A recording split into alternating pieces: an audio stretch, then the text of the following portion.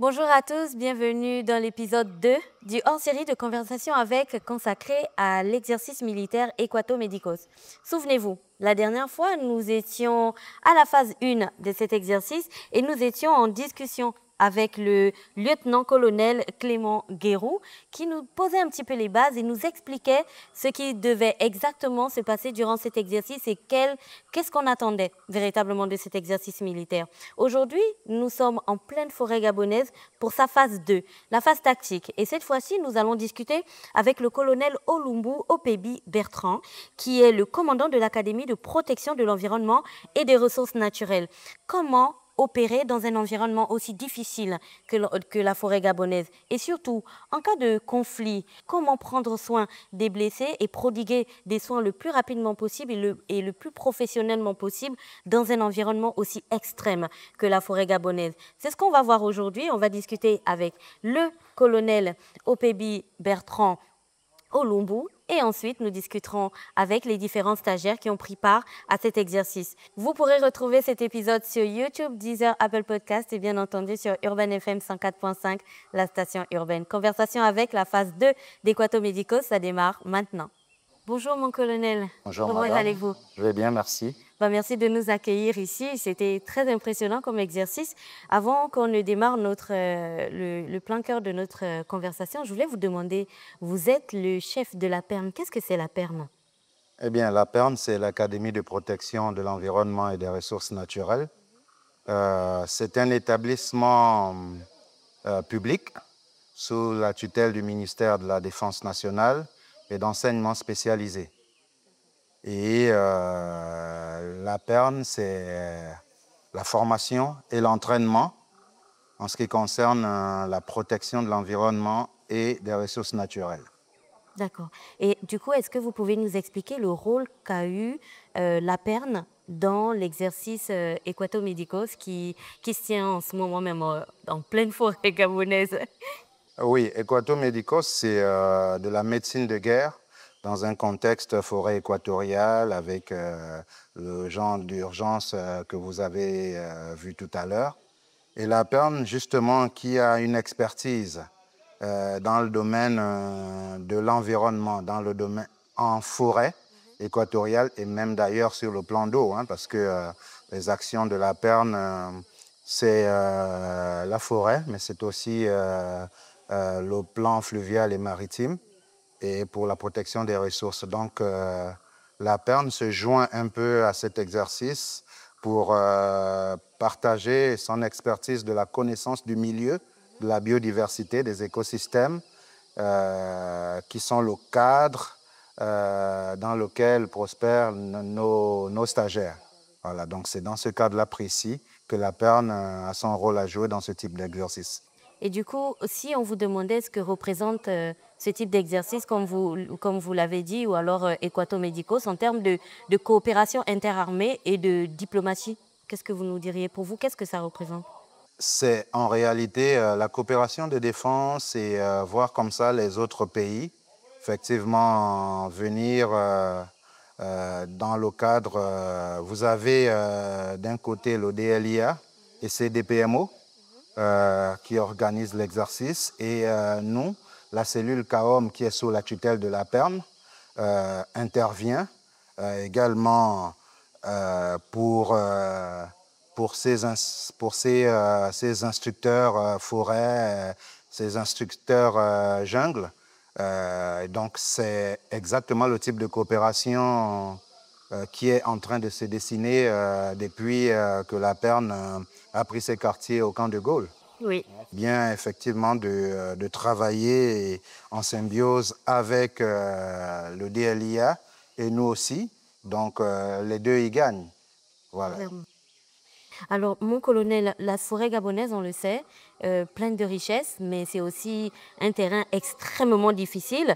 Quelles sont les spécificités opérationnelles dont il faut tenir compte pour un exercice opérationnel comme celui-ci? Ben, les spécificités opérationnelles, c'est tout simple.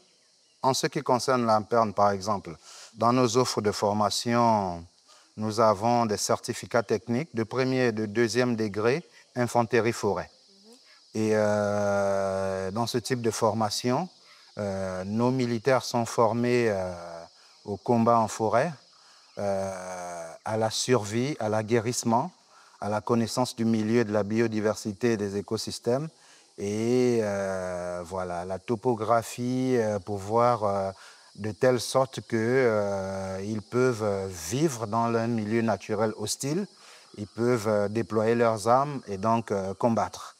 Et c'est dans ce sens que ce type d'exercices sont intéressants pour nous parce qu'on peut déployer du coup notre expertise et profiter de ces séquences-là pour nos instructeurs. Ça leur donne effectivement du grain à moudre et donc à nos soldats gabonais, ça leur donne la connaissance du milieu forêt qui est en réalité le milieu d'engagement de prédilection des armées gabonaises. Hein.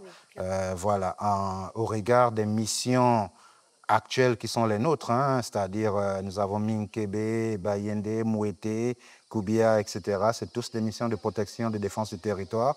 Et donc les acteurs de la défense dans ces domaines-là doivent pouvoir être capables de connaître le milieu et puis de pouvoir se déployer. À ce stade de l'épisode, donnons la parole à ceux et celles qui sont au cœur même de cet exercice militaire. Nous avons tendu notre micro à ces militaires qui viennent de pays différents, gabonais aussi, afin qu'ils nous donnent leur impression et surtout comment ils l'ont vécu et ce qu'ils ressentent. L'école d'application du service de santé militaire a pour rôle de former le personnel médical et paramédical à la médecine d'armée. Et le sauvetage au combat est une composante essentielle du médecin militaire et du militaire en particulier. Dans le cadre de cet exercice Équato-Médicos 2005, l'école d'application, par ma modeste personne, a joué le rôle de direction pédagogique dans la partie enseignement. Elle fait partie des multiples formations que l'on donne à l'école d'application. C'est une formation spécifique qui concerne le sauvetage au combat. Il y a 3 niveaux. En dehors de ça, il y a d'autres formations à l'école d'application, les formations sur l'hygiène, le secourisme, beaucoup de trucs. Ça fait partie vraiment d'un panel de formations disponibles à l'école d'application. Et c'est pour cette raison que nous avons été invités à participer à cet exercice, dont nous avons assuré le côté pédagogique enseignement. Déjà, la forêt gabonaise et la forêt congolaise sont presque identiques et donc les milieux sont presque pareils. Et donc, ça fait toujours en plus de pouvoir se retrouver dans ce genre de conditions. Et cela nous permet de nous acquérir encore et puis donner un peu plus de connaissances à notre niveau. L'objectif premier de ce genre d'exercice, ça nous permet d'avoir une coopération interforces et nous permet d'avoir une capacité d'adaptation assez rapide et de nous entraîner avant que la guerre arrive pour qu'on puisse avoir des communications qui soient un peu plus fluides et des méthodes de coopération et d'ajustement tactique qui sont assez harmonisées. Donc la forêt n'a pas été un obstacle, elle a juste été un moyen pour nous de nous mettre dans des conditions assez difficiles et avoir une capacité d'adaptation. Évidemment, elle nous a permis de nous exercer, comment communiquer et comment prendre en charge dans les différentes situations, qu'elles soient sur le plan militaire, que ce soit sur le plan de santé. On dit souvent que la pratique amène vers la perfection, donc ce n'est pas la première fois que nous sommes dans le domaine du sauvetage combat, mais nous pensons qu'à chaque fois, à chaque reprise, cette reprise également nous a apporté beaucoup plus, nous a apporté des nuances, et surtout cet exercice grandeur nature, à la différence des autres que nous avons eu déjà à faire, associait vraiment le côté tactique. Nous avons pu évoluer aux côtés des forces combattantes, voir un peu ce qu'ils endurent dans leur quotidien, donc ça nous a permis de bien comprendre quelles sont les réalités et donc nous serons à même de pouvoir organiser une couverture médicale adaptée à leur manière. Comment prépare-t-on aujourd'hui des soldats à intervenir dans un environnement aussi particulier que celui de la forêt, mais naturel pour nous puisqu'on y est, tout en préservant l'écosystème? Vous savez qu'aujourd'hui, c'est une notion qui est extrêmement importante pour notre pays. Tout à fait. Bon, d'abord, il faut savoir que la PERN, pour justement tenir compte de cet aspect-là, nous avons des partenariats avec l'École nationale des eaux et forêts. Oui. Nous avons des partenariats avec l'Agence nationale des parcs nationaux, l'ANPN, et ce sont des personnes qui sont, eux, effectivement dans la préservation et la protection, donc ils connaissent bien tout le milieu. Donc c'est grâce à eux que nous avons, en plus de notre expertise combat, dans ce milieu spécifique, la partie connaissance du milieu, de la biodiversité aussi et des écosystèmes. Donc, c'est eux qui nous apportent ça. Et vous pouvez me croire, nos militaires, c'est en tout cas notre ambition. Ils doivent pouvoir voilà, gérer les deux. Donc, la connaissance du milieu, c'est tous ces aspects-là. Donc, on prend en compte. Aujourd'hui, quelles sont les principales menaces environnementales que vous intégrez dans les simulations militaires comme l'exercice qui a eu lieu aujourd'hui? L'orpaillage illicite, avec, vous savez que c'est un trafic qui entraîne l'empoisonnement des cours d'eau, donc des rivières, parce qu'on utilise du mercure, du cyanure, etc., avec pas mal d'érosion finalement, et les cours d'eau qui sont empoisonnés. Il y a le braconnage, qui est un fléau, très important. Et donc, on les entraîne à ça dans nos modules, effectivement. Il y a ces spécificités-là, lutte contre l'orpaillage illicite, lutte contre le braconnage. Et évidemment, après, c'est un panel qui est emmené à grossir parce que l'environnement et la protection, c'est effectivement un domaine assez vaste. Voilà. Donc, pour l'instant, c'est vraiment lutte contre la criminalité environnementale, focalisée pour l'heure sur l'orpaillage illicite et, voilà, le braconnage, avec tout ce qui est immigration, parce que ça vient dans le même sillage. L'immigration va apporter toutes ces choses, tout ce qui est immigration et trafic en tout genre. Voilà. Quel message envoie-t-on aux armées africaines, mais aussi du monde? Quel message le Gabon envoie-t-il à travers un exercice de cette nature? Le message qu'on envoie, c'est que le Gabon assume pleinement son leadership en matière de protection de l'environnement et des ressources naturelles.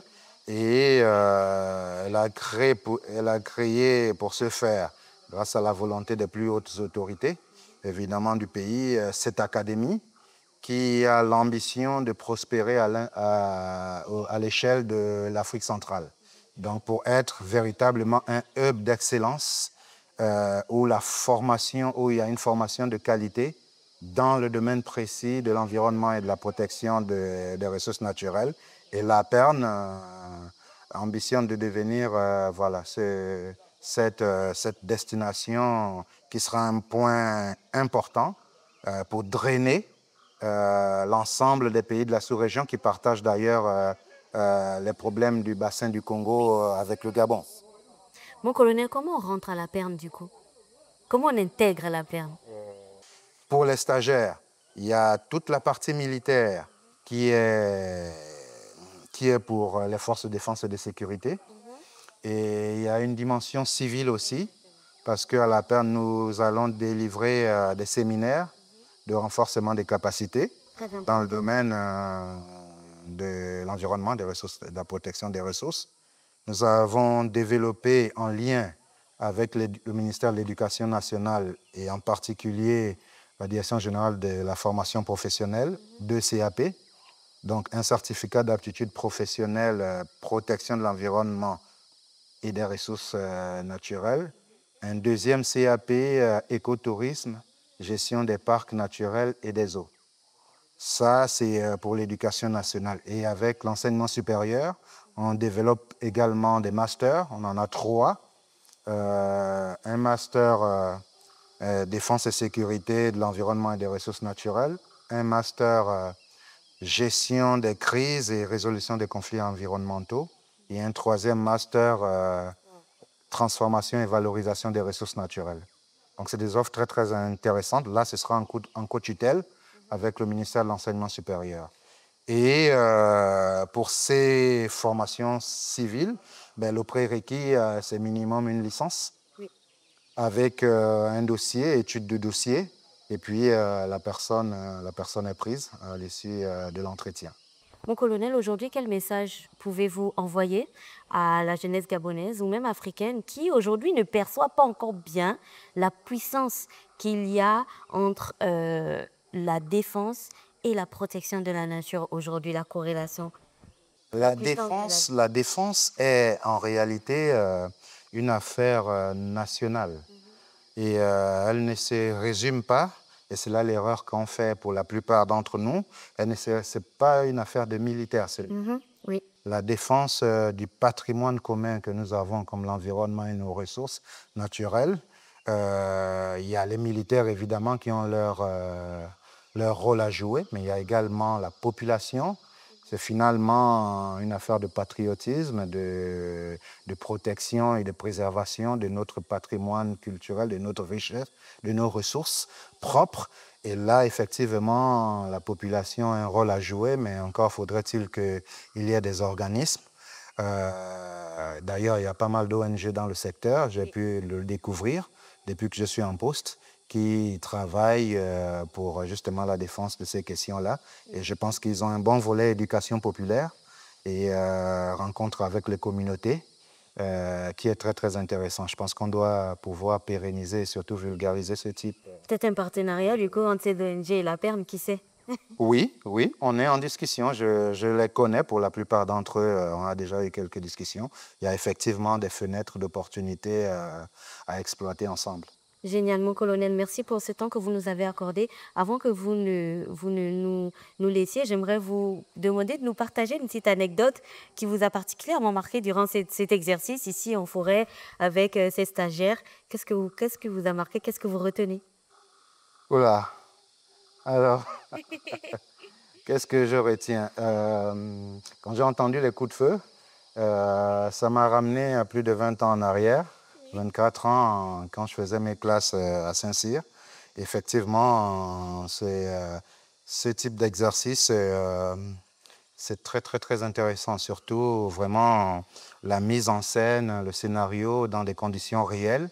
Voilà, ça donne de la qualité à l'expérience, je veux dire à la formation, et en cela, il faut saluer d'ailleurs nos partenaires français qui préservent ce lieu d'entraînement en forêt, etc., et qui peut encore apporter un soutien fort appréciable et voilà, des formations de qualité comme celle-ci, la grandeur nature, et en mettant en situation les acteurs. Donc, j'ai trouvé très intéressant la prise en main des médecins derrière, etc., la voie de commandement, etc., discipline, voilà, c'est moi, j'ai beaucoup apprécié. Et c'était très impressionnant aussi pour nous, extrêmement impressionnant. Merci beaucoup, mon colonel, pour ce temps que vous nous avez accordé. Je sais que vous avez un emploi de temps extrêmement chargé et on espère vous revoir très bientôt dans les programmes d'Urban FM pour parler de la PERM, qui sait. Merci, pourquoi pas. Ce serait volontiers que je répondrai à l'invitation.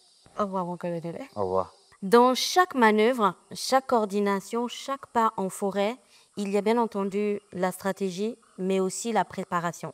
Ce qu'Equato Médicos a montré, c'est d'un côté la force de la coopération interarmée et de l'autre côté la puissance de la préparation, parce qu'il est très important d'être bien préparé pour ensuite faire face à des situations imprévisibles. Ce n'est que dans la préparation, du coup, que l'on fait ressortir le meilleur de nous-mêmes. Ce que nous avons appris à travers ces différentes discussions que nous avons eues aujourd'hui, c'est qu'il y a aussi un pan extrêmement important, celui de la protection de l'environnement. Défense, oui. Sécurité, oui. Mais on doit aussi extrêmement tenir compte de l'environnement dans lequel nous évoluons et de l'écosystème qui est le nôtre. Comment le protéger? Comment intervenir sans pour autant l'endommager? Voici les questions qui étaient au cœur de cet exercice Equato Médicos. Et souvenez-vous, chaque pas, chaque action peut être le point de départ d'un changement durable. C'était l'épisode 2 de Conversation avec, consacré à Equato Médicos. C'est l'occasion pour moi de remercier toute l'équipe technique qui a rendu ce contenu possible. Merci à Fallon Ndambo derrière la caméra, merci à Ivanov Alonda, merci à Da Freshman à la supervision générale et bien entendu à Sanders. Moi, je vous retrouve la semaine prochaine avec une thématique tout aussi passionnante. D'ici là, portez-vous bien. Au revoir.